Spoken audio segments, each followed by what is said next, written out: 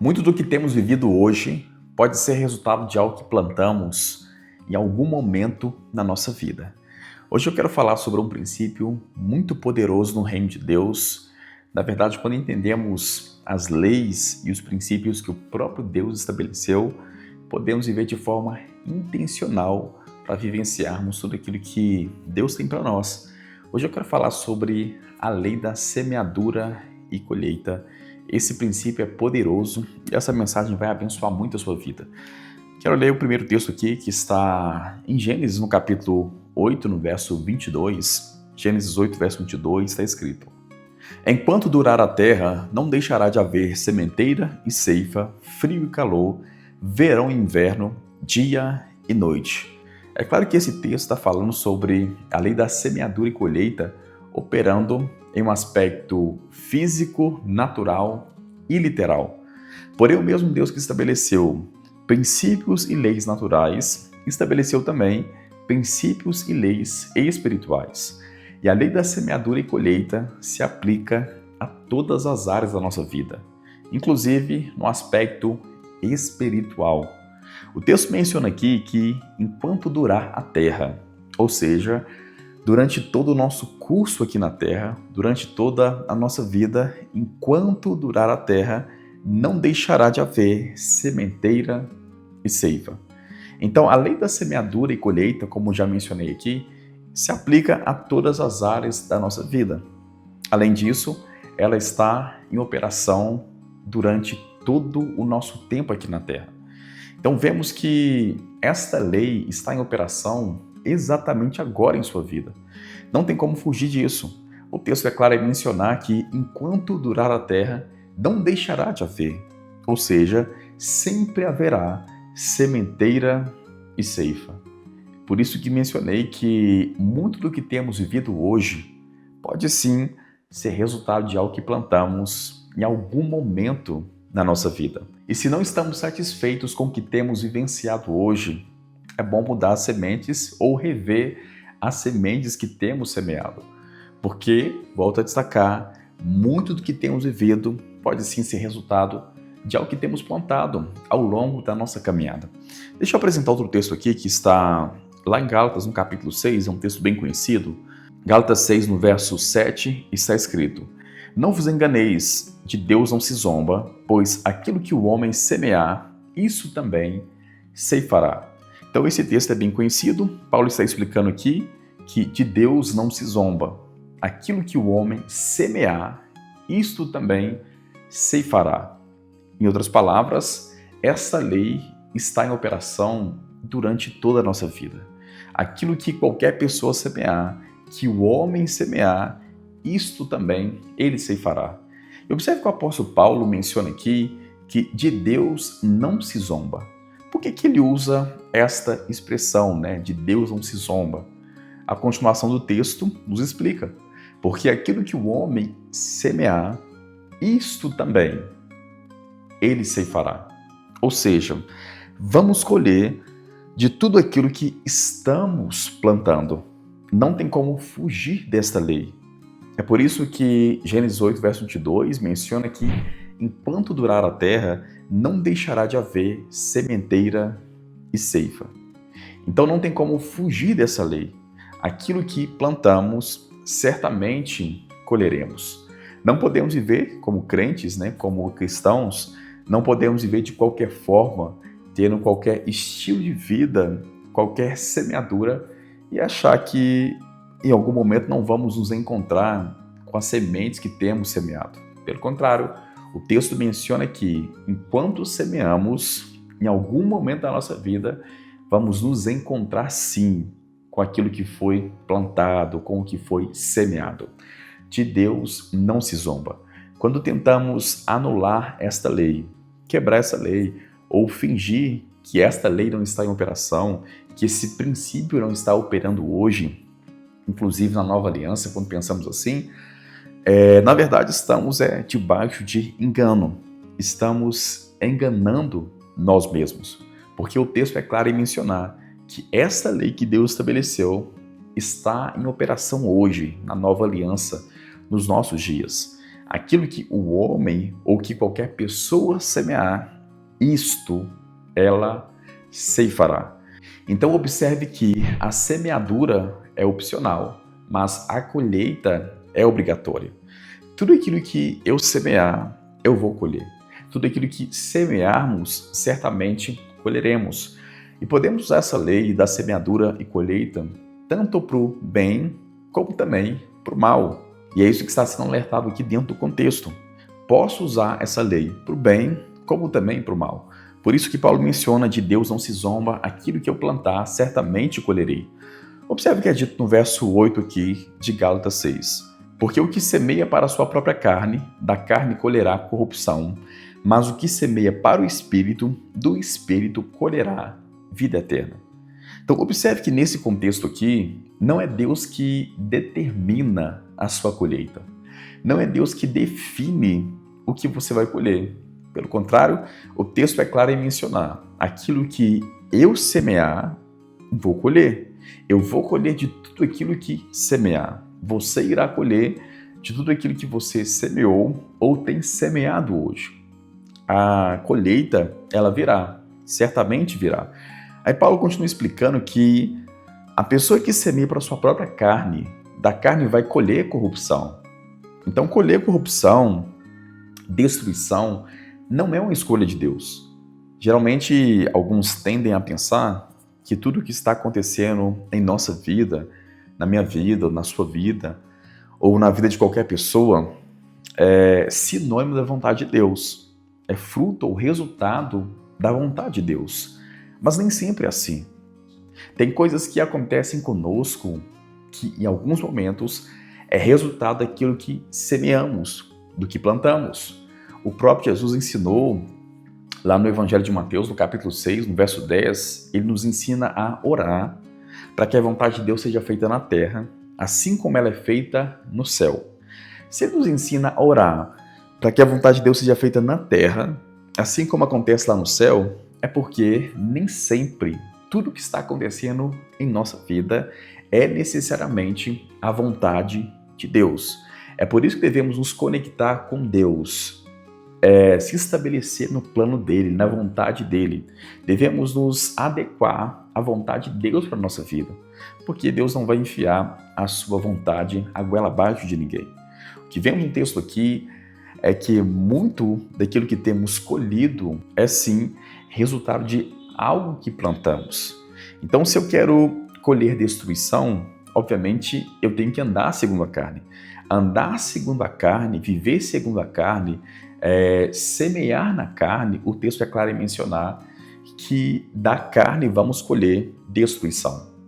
É bom destacar isso, porque no capítulo 5, no verso 16, Paulo já havia falado sobre andar no Espírito, né? No verso 16 ele vai mencionar: digo, porém, andai no Espírito e jamais satisfareis as concupiscências da carne.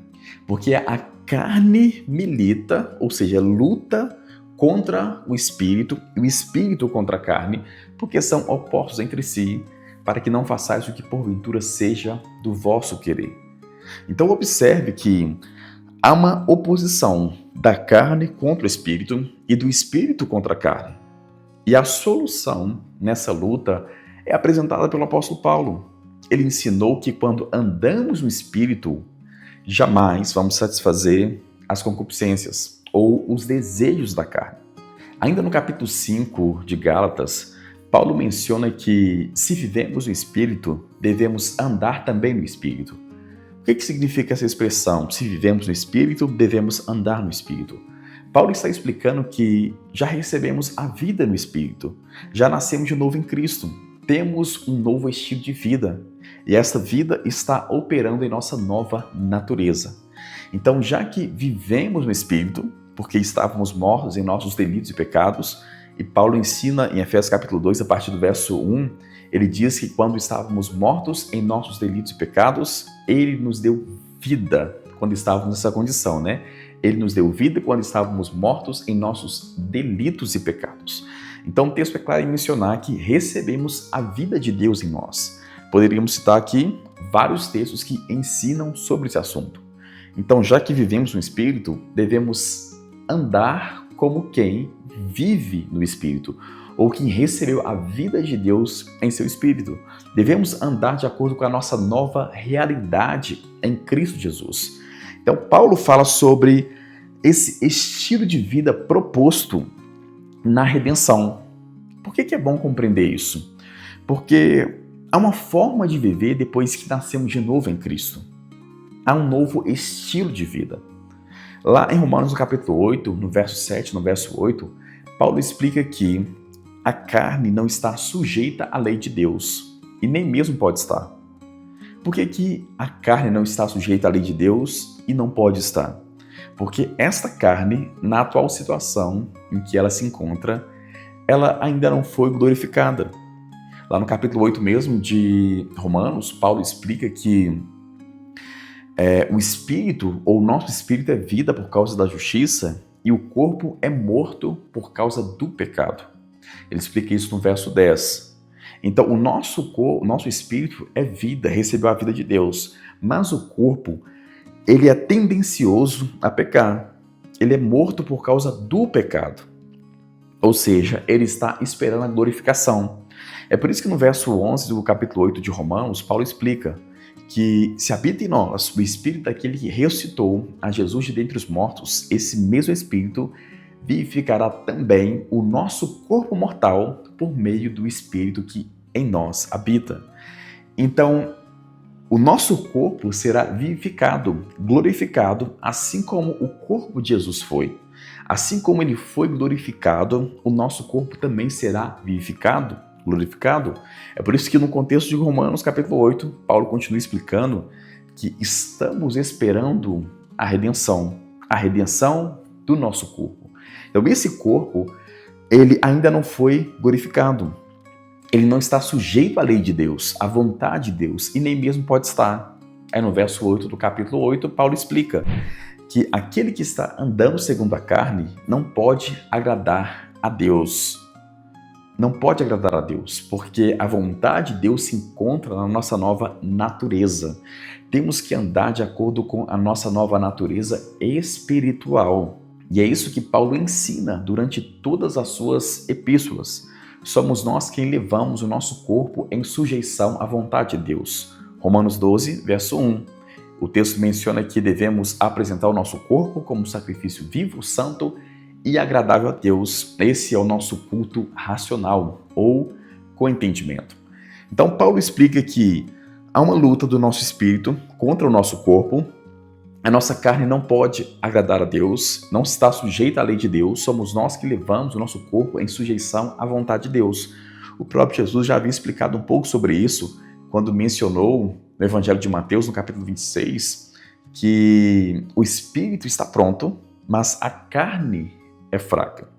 Então o espírito está pronto para fazer a vontade de Deus. No nosso interior temos prazer nas coisas de Deus, mas a nossa carne, ela quer, obviamente, as coisas desse mundo. Então, assim, uma oposição da carne contra o espírito e do espírito contra a carne.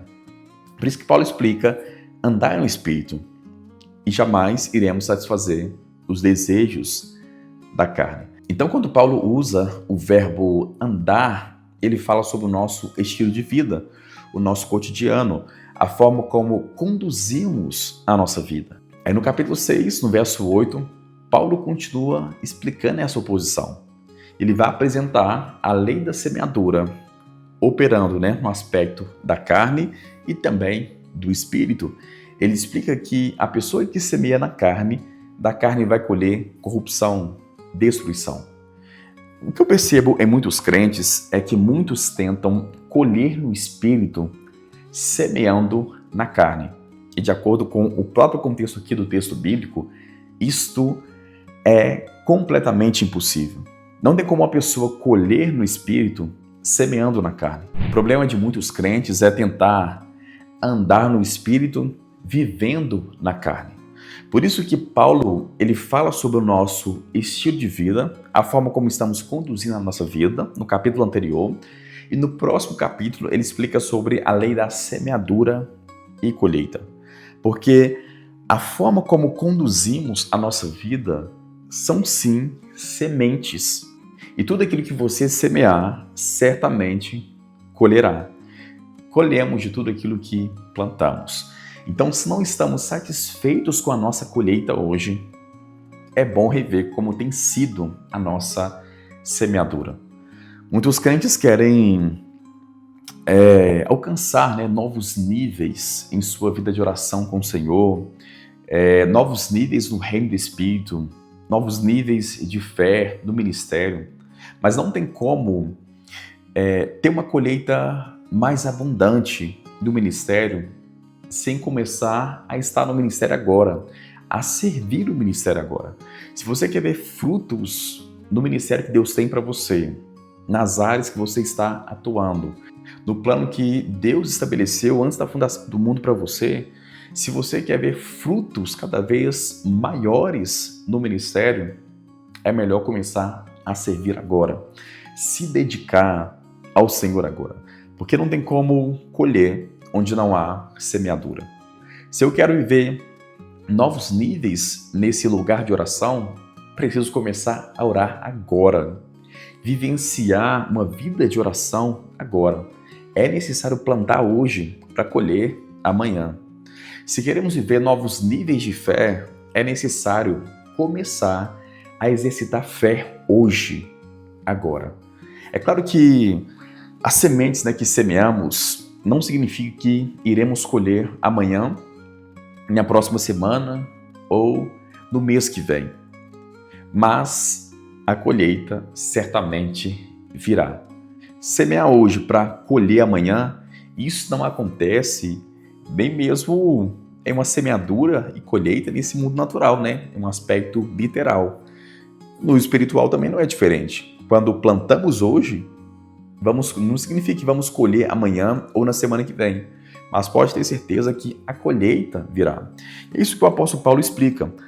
Ele diz aqui no verso 9, olha o que é dito por ele no verso 9 do capítulo 6 de Gálatas.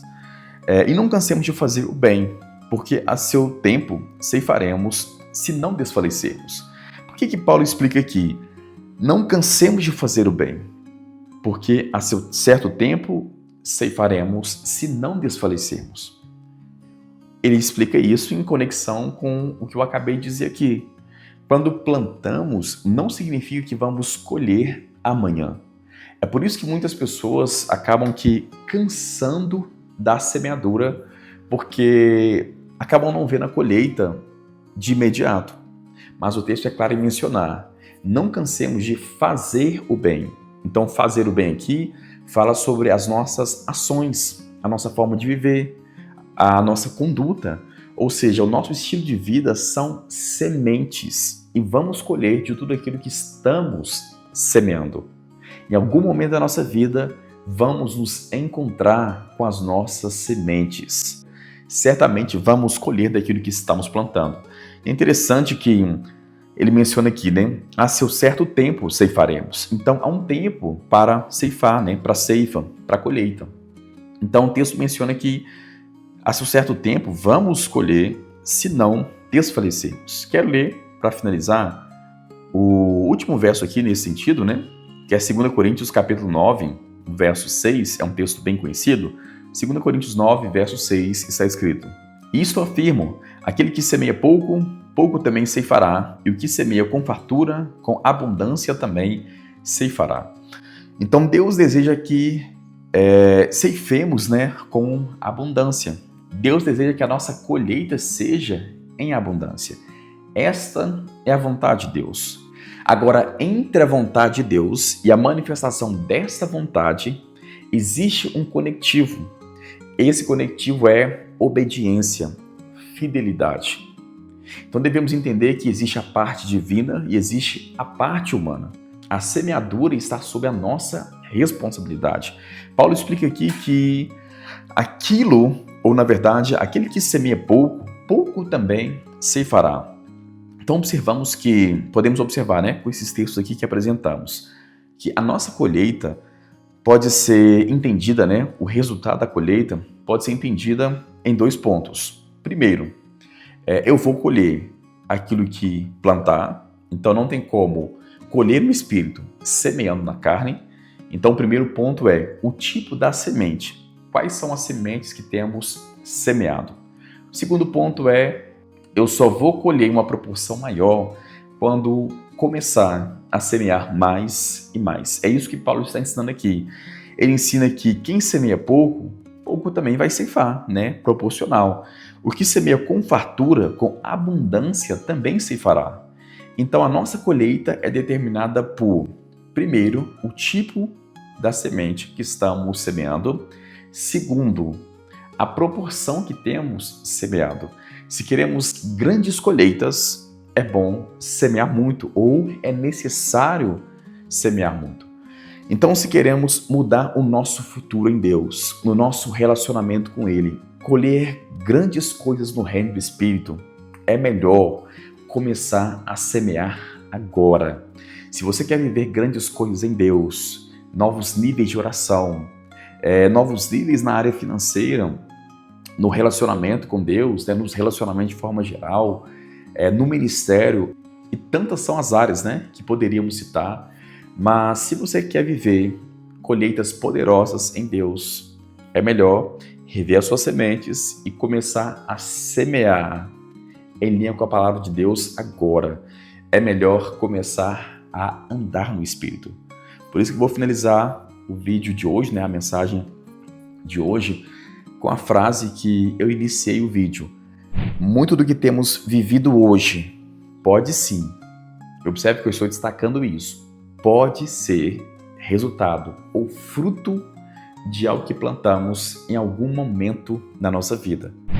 A nossa vida é resultado das nossas sementes. Se você foi abençoado com essa mensagem, não se esqueça, se inscreva no nosso canal, ative o sininho de notificação para receber novas mensagens e também compartilhe esse conteúdo com outras pessoas. Deixe seu comentário aí. Um abraço!